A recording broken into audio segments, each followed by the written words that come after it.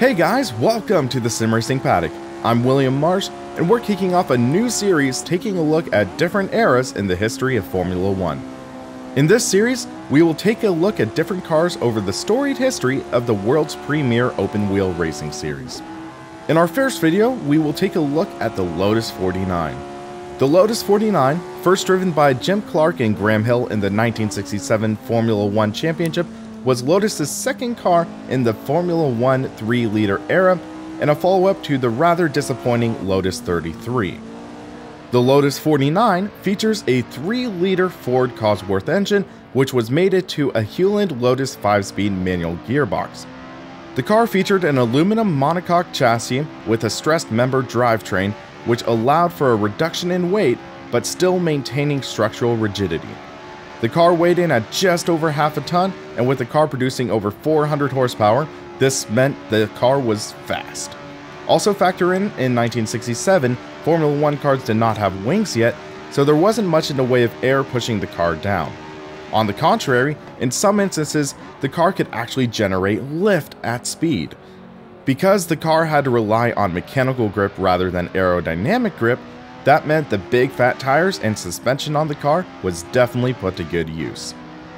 The Lotus 49 made its racing debut during the third round of the 1967 Formula 1 Championship at Zandvoort on June 4, 1967. Jim Clark took home the win in the new car and would bring home 4 more victories in the season. Despite the Lotus 49 being the winningest car in the 1967 season, reliability issues led to Lotus finishing second in the Constructors' Championship behind Brabham and championship driver Danny Hulme. In 1968, Lotus got off to a great start, with Jim Clark and Graham Hill finishing 1-2 in the premier race at the South African Grand Prix.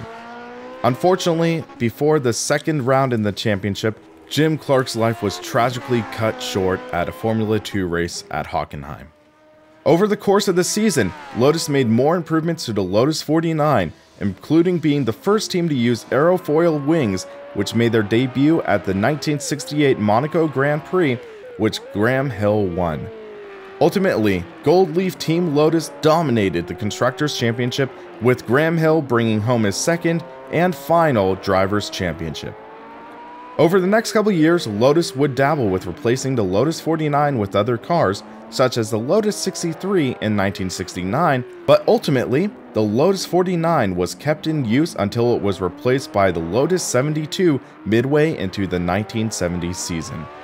The Lotus 49 is definitely a staple of Formula 1 history, as it kicked off the relationship between Lotus and Ford, which led to a lot of success for Lotus both in the 1960s and 1970s. What are your thoughts on the Lotus 49 and its spot in Formula 1 history? Is there a specific race car you would like to have us take a look in this series? Let us know in the comments. Thank you for watching, and have a great rest of your day.